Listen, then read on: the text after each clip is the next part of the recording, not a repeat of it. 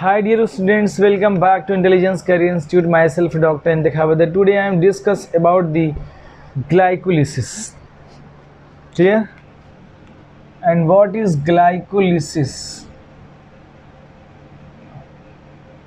Glyco मतलब होता है कि ग्लूकोज, लिसिस मीन्स होता है ब्रेक डाउन, लिसिस मीन्स होता है बेटा ब्रेक डाउन। ग्लाइको मतलब होता है कि ग्लूकोज का ब्रेकडाउन कहलाता है glycolysis given by Embden Meyerhof and Parnas so called EMP pathway. This reaction start in cytoplasm and end in cytoplasm. Clearly समझिएगा, शुरू भी होती है साइटोप्लाज्म में और ख़त्म भी होती है साइटोप्लाज्म में। ठीक, थोड़ा सा हम लोग अब ग्लाइकोलिसिस होती कहाँ है? साइटोप्लाज्म में होती है, तो हर सेल के पास साइटोप्लाज्म है। यानी this reaction takes place in all the cell. Okay, this reaction takes place in all the cell. हम लोग देखते हैं अब ग्लूकोज के ब्रेकडाउन के लिए थोड़ा सा हम लोग ओवरव्यू लेते हैं कि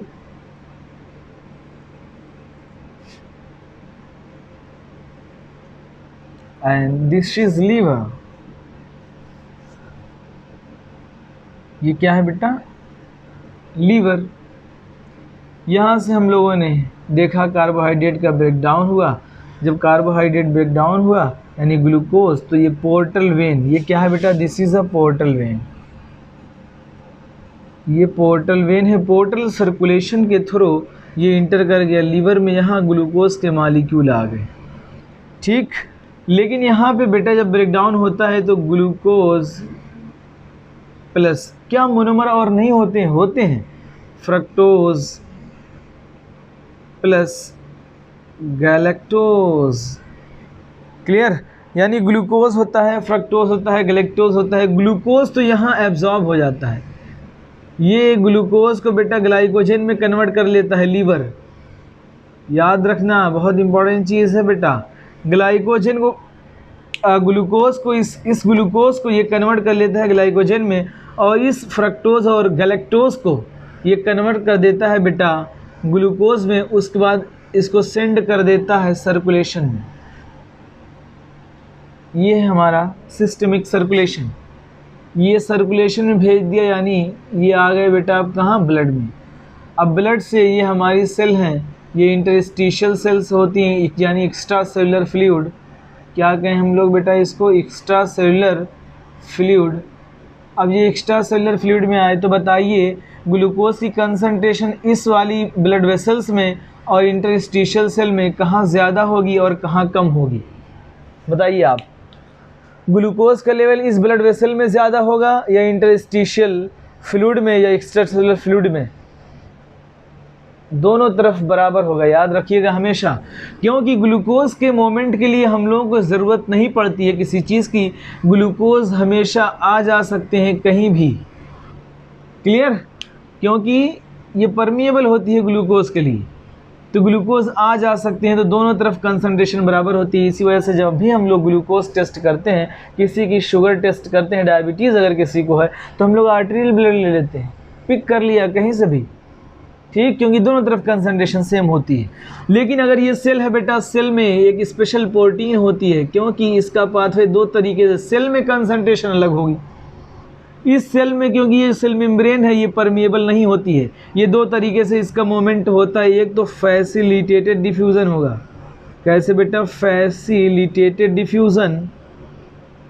दूसरा एक्टिव ट्रांसपोर्ट, या हम लोग कहें को ट्रांसपोर्ट। ठीक, सोडियम के साथ साथ आपने पढ़ा होगा ग्लूकोज की भी एंट्री हो जाती है, को ट्रांसपोर्ट कहलाता है। अब facilitated diffusion is due to presence of special type of protein and every cell contain a nucleus. This nucleus contain DNA code the mRNA and this mRNA form a protein and this protein play a important role here. This protein play a major role for the transfer of the glucose, यानी जो glucose का molecule है बेटा ये easily transfer किया जा सकता है इस साइड में। और ये ग्लूकोज जो फैसिलिटेटेड होती है ये प्रोटीन, एक्चुअल में हम ऐसे दिखाएं, इसका माउथ ओपन होता है इस साइड में। जब कोई भूखा होता है तो माउथ ओपन होता है, जैसे ही यहाँ पे स्टक कर जाता है ग्लूकोज का मालिक्यूल, तुरंत ही इसका माउथ अब ये क्लोज होता है और इस साइड में माउथ ओपन हो जाता है और इस साइड में क्लोज, ग्लूकोज से मालिक्यूल इंटर कर गए। यानी इस तरीके से facilitated diffusion takes place in the presence of a special type of protein. This protein is very sensitive, selective and saturates. याद रखना, this protein is very selective, sensitive and very saturates. Saturations at the saturation level maximum transportation occur because saturation is the only point where maximum binding of the glucose molecules to the protein, and this glucose molecule transferred in the cell. So in the cell side and the interstitial side glucose variations are takes place. In the cell side glucose level is less, and in the interstitial or extracellular fluid side glucose level is more. It depends upon the need of the cells and action of the cells. Okay तो ये overview है कैसे एक cell जो है अपने अंदर, अब को ट्रांसपोर्ट में क्या होता है बेटा, सोडियम इंटर कर रहा होता है, उसी के साथ ग्लूकोज के मॉलिक्यूल भी इंटर कर जाते हैं। ठीक है ना। अब हम लोग देखते हैं जो है पूरी ग्लाइकोलिसिस कैसे चलती है हमारी बॉडी में।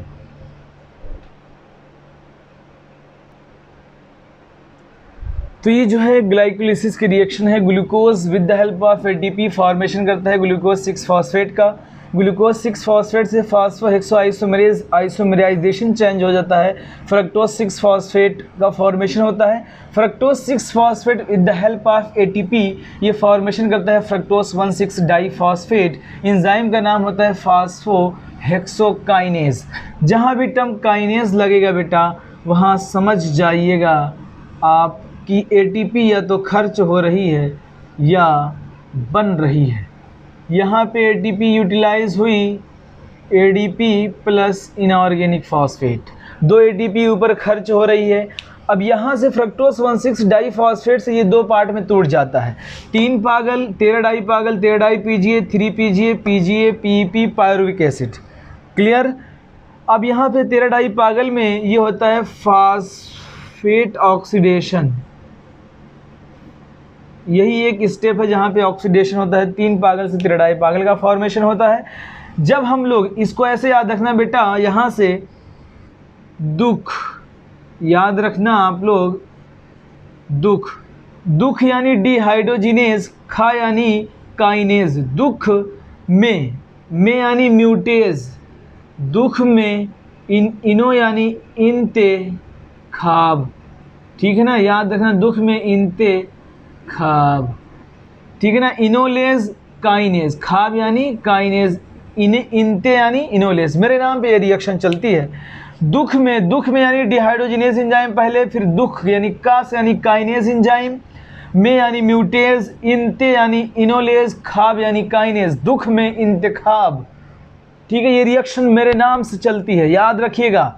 ठीक है ना। अब यहाँ पे क्या होता है बेटा कि जब 1,3 डाई पीजीए से 1,3 डाई पागल से फास्फोग्लिसरॉल्डिहाइड से फास्फोग्लिसरिक एसिड का फॉर्मेशन होता है, तो एक NAD से NADH2 का फॉर्मेशन होता है। ठीक, जब 1,3 डाई पीजीए से 3 पीजीए में कन्वर्जन होता है, यही स्टेप कहलाता है सबस्ट्रेट लेवल फास्फोराइलाइजेशन, क्योंकि डायरेक्ट सिंथेसिस होती है एटीपी की। जब हम लोग पीपी से पायरुविक एसिड का फॉर्मेशन कराते हैं बेटा, तो भी एक काइनेज एंजाइम खर्च होता है, एक एटीपी का फॉर्मेशन कराता है। अब यही रिएक्शन बताइए यहाँ पे कितने कार्बन थे बेटा, 6 कार्बन थे। अब यहाँ पे डिवाइड हो गए, 3 कार्बन इधर 3 कार्बन इधर, ये रिएक्शन सेम है, सेम यही रिएक्शन चलती है। यानी हम लोग कहें 2 मॉलिक्यूल पायरुविक एसिड का बनता है, 2 मॉलिक्यूल पीपी बनता है, 2 मॉलिक्यूल्स ऑफ पीजीए बनते हैं, यानी ये रिएक्शन 2 बार चलेगी।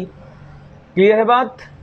ठीक, यानी अगर हम इसमें देखें ग्लाइकोलिसिस के अंदर तो हमें फॉर्मेशन देखने को मिलता है बेटा। बहुत ही ख़ास बात, 2 ATP हमारे ऊपर यूज़ हुए या हम लोग कहें इन्वेस्ट हुए, 2 एटीपी इन्वेस्ट हो गए ऊपर, ठीक, 2 NADH2 का फॉर्मेशन हुआ, क्योंकि ये रिएक्शन 2 बार चलती है, एक बार में एक बार का फॉर्मेशन होता है। अब यही NADH2 हमारे पास जो है कैश के फॉर्म में नहीं बल्कि चेक के फॉर्म में एनर्जी है। किसके फॉर्म में बेटा? चेक के फॉर्म में एनर्जी है। अब 2 ATP एक स्टेप में, तो 2 स्टेप में कितने ATP डायरेक्ट बनते हैं बेटा? 4 ATP डायरेक्ट सिंथेसाइज होते हैं, ठीक है, क्योंकि ये रिएक्शन सेम इधर भी पाथवे चलता है, ठीक।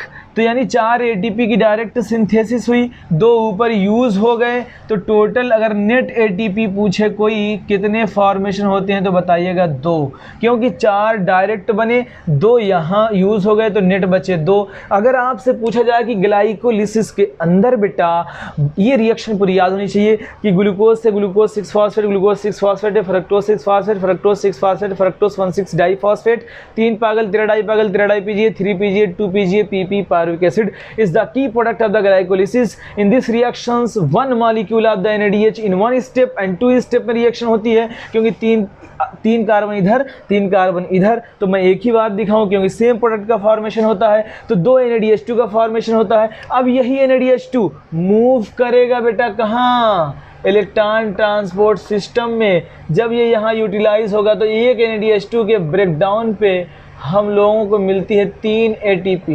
कितनी ATP? 3 ATP। तो बताओ 2 के ब्रेकडाउन पे हमें कितने मिलेगी? 6 ATP।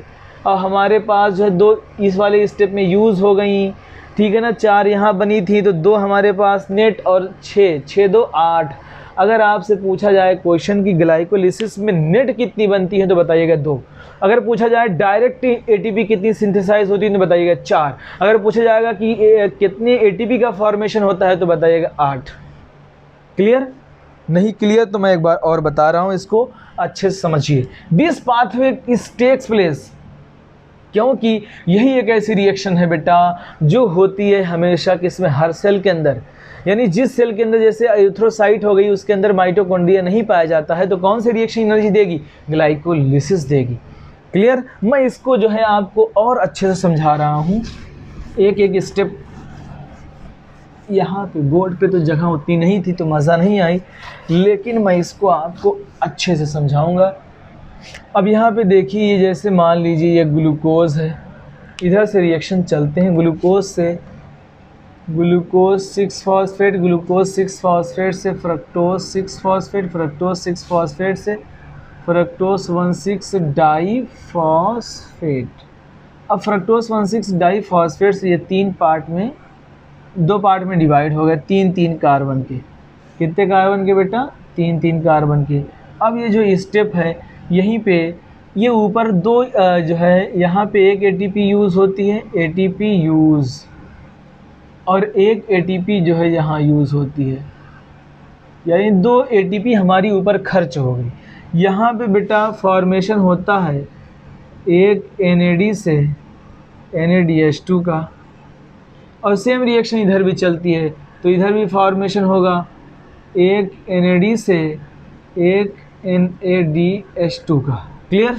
और यहीं पे बेटा फॉर्मेशन होता है ADP प्लस इनऑर्गेनिक फॉस्फेट से ATP का, और एक स्टेप इस स्टेप में होता है ADP से ATP का फॉर्मेशन। की product is the pyruvic acid. Clear? अब यही पायरुविक एसिड इंटर करेगा बेटा किस रिएक्शन में? एसिटाइल कोएंजाइम में कन्वर्ट होगा। अगर ये एसिटाइल कोएंजाइम में कन्वर्ट होगा तो बताइए कौन सी साइकिल चलेगी? ग्लाइकोलिसिस चलेगी। ग्लाइकोलिसिस का लेक्चर मैंने अलग से अपलोड किया, उसको ज़रूर देखिएगा। अब बताइए यहाँ भी सेम रिएक्शन चलेगी, वही ATP का फॉर्मेशन यहाँ भी होगा ADP प्लस इनऑर्गेनिक फॉस्फेट से, यहाँ भी ADP प्लस इनऑर्गेनिक फॉस्फेट से ATP का फॉर्मेशन। तो बताइए कितने ATP डायरेक्ट बने? 2 इधर 2 उधर, यानी 4 ATP का फॉर्मेशन कैसे हुआ बेटा? 4 ATP डायरेक्ट सिंथेसाइज हुए, 2 ATP ऊपर यूज़ हो गए, ठीक है ना। अब टोटल नेट ATP कितनी बची हमारे पास? 2 ATP नेट। अब ये जो NADH2 है ये तो जाएगा बेटा जब इलेक्ट्रॉन ट्रांसपोर्ट चेन में तब जाके ये एनर्जी प्रोवाइड करेगा। तो एक एनएडी कितनी एनर्जी देता है बेटा? 3। तो 2 बने हमारी रिएक्शन में, तो कितनी हो जाएगी? 6 ATP प्लस 2 गेन जो मिली थी 8 ATP। इसी तरीके से बेटा हमारी जो ग्लाइकोलिसिस चलती है इसमें टोटल अगर एसिटाइल कोएंजाइम से देखा जाए तो 24 ATP का फॉर्मेशन होता है, लेकिन अगर पायरुविक एसिड से देखा जाए तो 30 ATP का फॉर्मेशन होता है। ठीक है ना, क्योंकि यहाँ भी एक NAD बनता है, एक NAD बनता है और 3 यहाँ बनते हैं, एक FAD बनता है, एक डायरेक्ट सिंथेसाइज होती है। तो 2 क्वेश्चन, इन दी माइटोकॉन्ड्रिया यानी in the glycolysis in the Krebs cycle in the citric acid cycle net gain of ATP कितनी होती है बेटा? 2। अगर पूछा जाए ग्लाइकोलिसिस में नेट गेन ऑफ ATP कितनी होती है? 2। यहाँ पे अगर पूछा जाए कि फॉर्मेशन कितनी ATP का होता है तो बताइएगा 24। ठीक है ना, क्योंकि ये 2 बार रिएक्शन चलती है। अब ये वाला जो स्टेप होता है, पूछा जाता है कि जब पायरुविक एसिड से एसिटाइल कोएंजाइम बनता है, ये वाला स्टेप कौन सा स्टेप होता है? तो बताना कनेक्टिंग लिंक होता है। क्या होता है? Connecting link between the glycolysis and Krebs cycle. Clear? तो this reaction takes place in the all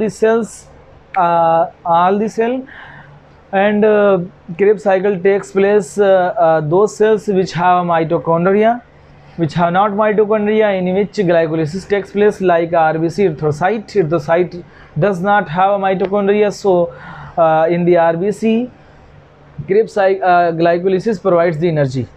Clear? सारे स्टेप याद होने चाहिए। ठीक है ना? थैंक्स।